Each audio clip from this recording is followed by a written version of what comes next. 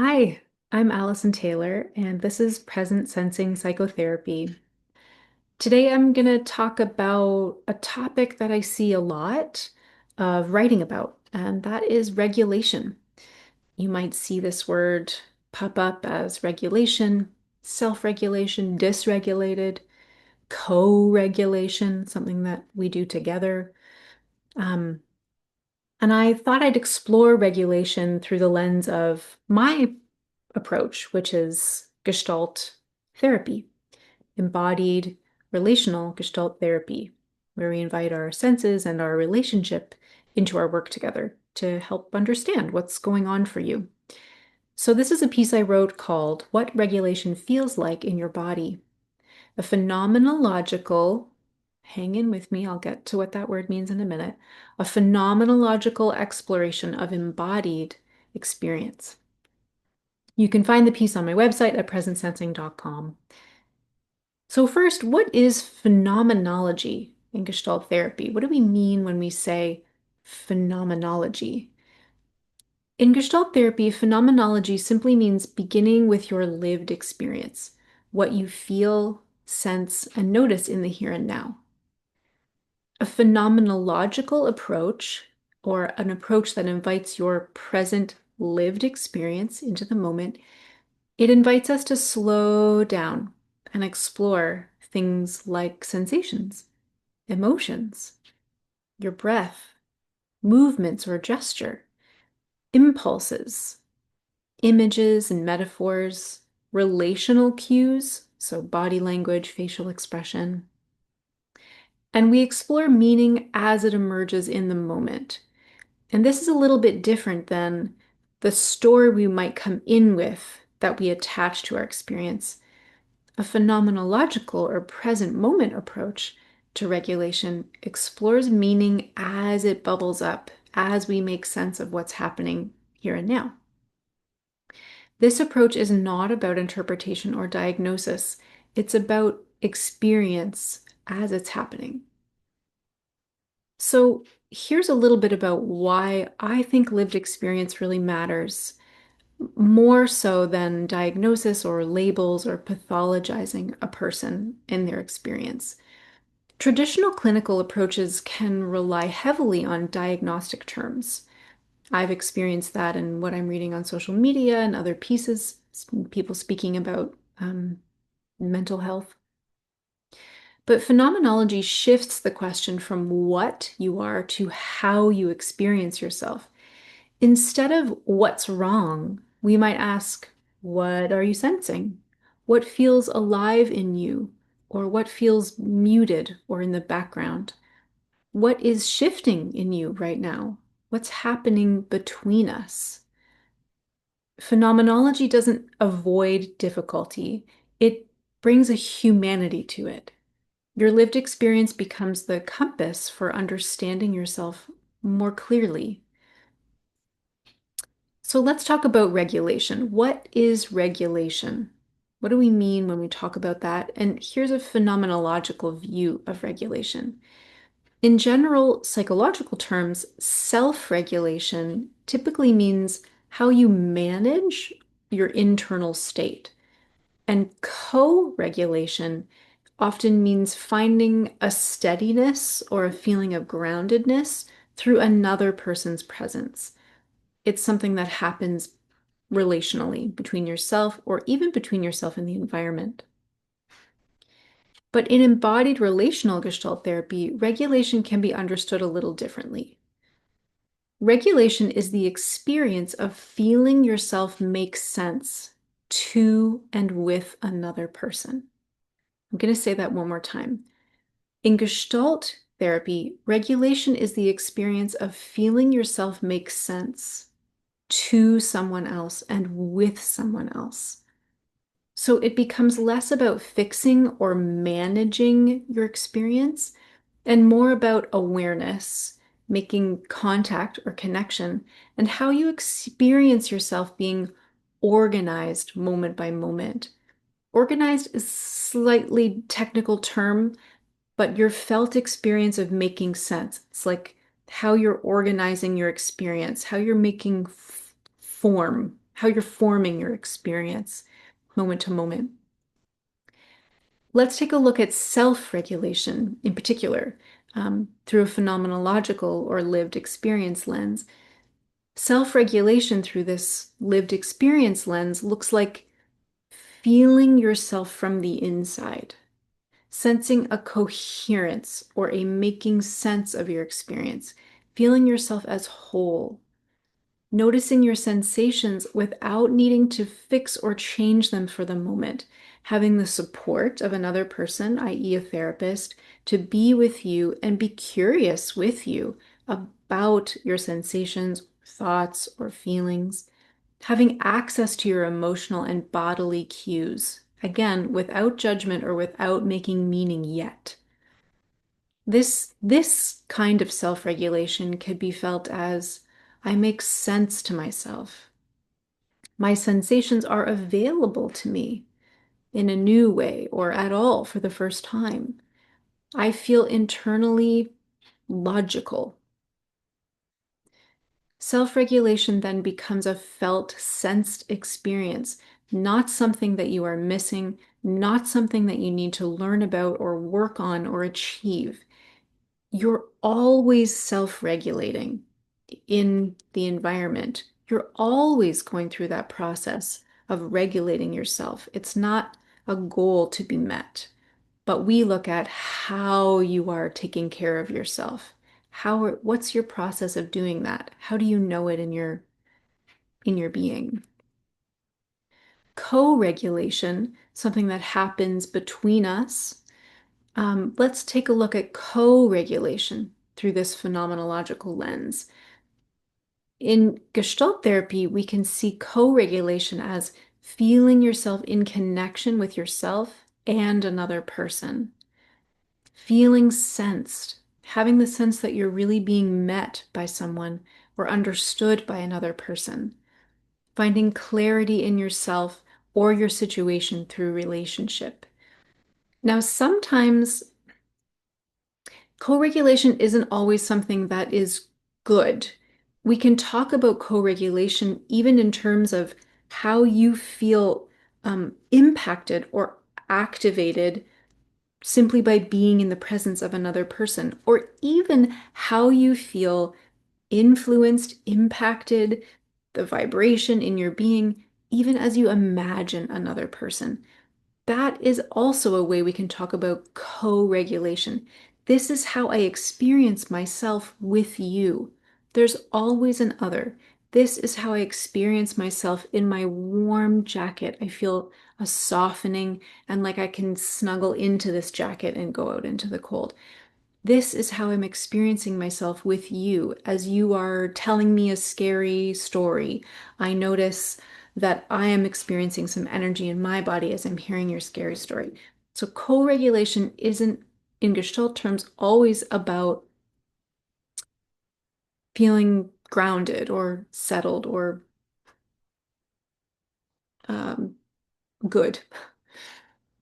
So in Gestalt therapy, co-regulation language could be something like, I'm feeling myself make sense with you. Like I feel like you get me. You might not even quite know why or how to pinpoint why you feel that way, but it's a feeling that you have and knowing that you have. I feel like you get it. I feel myself in contact or in connection with you. Like I'm reaching out and you're meeting me. This interaction that we're having is helping me to make sense of my thoughts or organize my thinking. So co-regulation is something that is co-created. It is happening relationally. We're both contributing to co-regulation. This is my shorthand that I've made to talk about the dynamic between us. There's this moving out and coming back, a giving and a receiving that happens simultaneously. So here are some thoughts about why phenomenology, this phenomenological approach that is curious about your sensation and your experience, here's some thoughts about why that can support embodied work or embodied shifts. Because phenomenology shifts us from what should I be feeling to what am I feeling right now? This shift naturally supports your wholeness by helping you to connect with your sensations with curiosity, without judgment, noticing familiar patterns or tendencies without jumping to the story that you normally make about your responses or your reactions. You can observe shifts in your breathing or in your posture or in your muscle tone. And this can help you to understand yourself a little more clearly. You might be able to feel your support, feeling the support of your own spine or the support of how your chest and belly moves as your breath moves in and out.